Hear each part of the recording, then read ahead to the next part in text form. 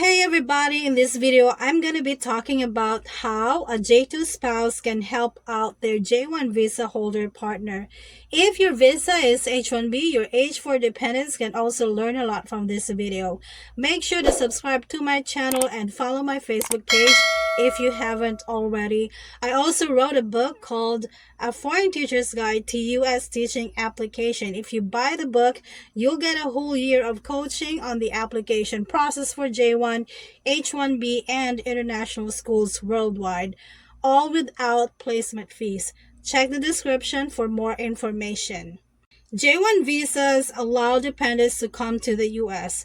Their dependents will have a J-2 visa. So who can be the dependents of J-1 visa holders? Spouse, children under 21 and unmarried, adopted children with papers. I've got a couple of videos that break down the differences between H-1B and J-1 visas. You should check them out later. They will help you make an informed decision about which visa is best for you and your family when it comes to coming to the U.S. Teaching in the United States on any visa presents significant challenges, particularly during the initial year. It is not uncommon for individuals to experience intense emotional distress and stress. Some may even find themselves questioning their decision to teach in the U.S. It is important to acknowledge that everyone's experience is unique, and what is described here represents the experiences of many foreign teachers in the U.S. My sincere hope is that all individuals have a smooth and easy first year of teaching in the U.S. It is very important to acknowledge that while dependents are also experiencing challenges and will require support, J-1 teachers have unique needs due to their primary visa holder status. They face significant pressure to perform well in order to maintain their employment for the following school year, as teaching contracts are subject to annual renewal. If a J-1 teacher's performance falls short of expectations, they may not receive a recommendation for reappointment from their principal. Consequently, they may be compelled to seek employment at a different school. While the visa sponsor can assist in this endeavor, there is no guarantee that the J-1 teacher will secure a new position, particularly if their performance in the first year was unsatisfactory. Okay, I think I have established the reason behind the necessity for J-1 visa holders to receive comprehensive support from their dependents. While my primary focus is on the spouse rather than the children, it is important to acknowledge that children can also contribute in similar ways as adults, particularly if they're no longer toddlers. If your partner is a J-1 teacher, there are 10 ways you can show your support. Number 1, be a cheerleader. Foster a supportive and encouraging environment for them. Offer words of encouragement. Lend a listening ear when they need to vent about work-related matters, and celebrate their accomplishments. Reinforce their confidence by reminding them of their innate talents, skills, and abilities, empowering them to overcome any challenges they may encounter. Number 2, take on some extra chores.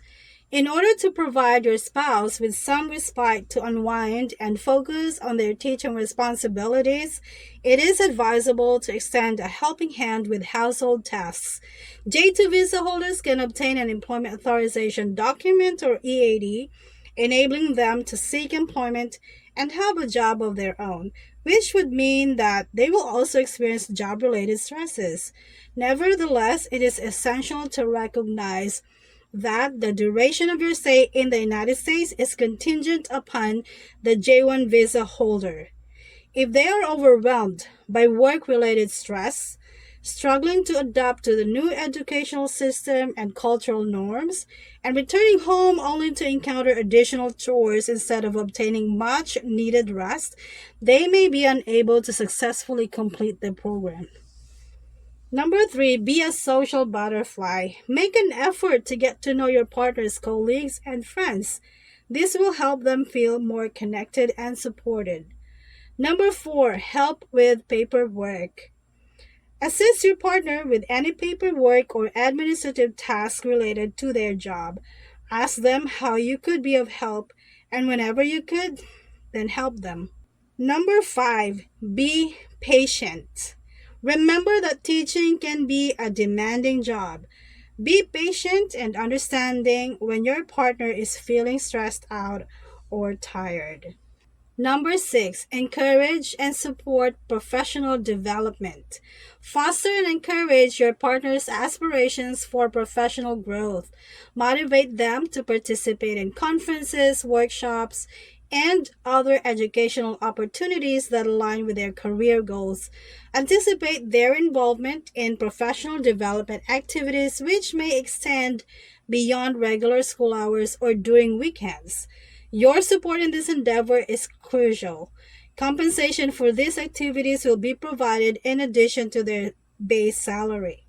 To assist you in coping with homesickness, making informed decisions regarding apartment rental, vehicle purchase or lease, savings, daycare, and other crucial aspects of raising a family in the United States, I would suggest for you to view these videos. They can be found on my YouTube channel.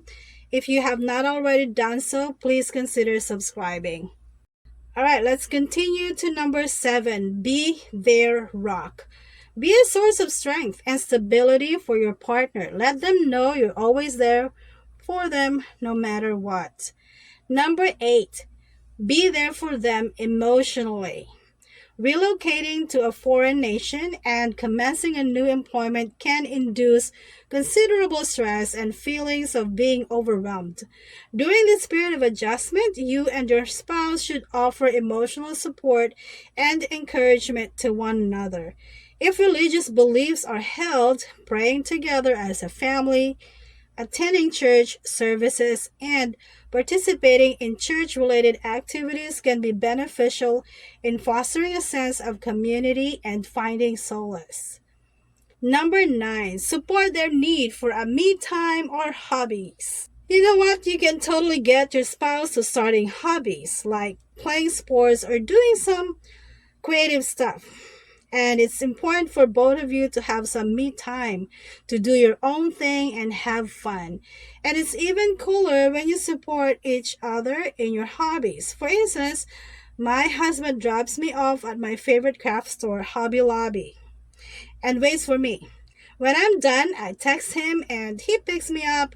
While I'm shopping, he chills and does his own thing, like playing video games or watching sports or whatever.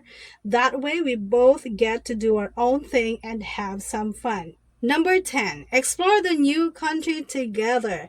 When you're exploring your new country, your significant other, your children can be your ultimate travel buddies. It's like a double dose of fun. Not only will you get to experience the local culture together, but you will also make new friends and strengthen your bond as a couple, as a family. My husband and I are total travel enthusiasts. Even before we moved to the US, we'd jump at any chance to explore new places. And let me tell you, the United States is a gigantic playground with endless things to discover and enjoy with your family. When it comes to being a supportive partner to your J-1 teacher partner, remember that it's all about being there for them and making their life a little bit easier. Think of yourself as their biggest fan, ready to cheer them on and show them all the love in the world. Seriously, the first year is a big deal. It will be easier the next years. I promise you that, until most things will be easy breezy. I know it might seem like I'm putting a lot of pressure on you, J2, but you're going to be your partner's rock during this tough time. 5 years will fly by, and before you know it, you'll be back in your home country. How those 5 years go for both you and your spouse and your children is going to depend on how well you support each other. Thank you for watching this video. I will see you in my next one. Bye.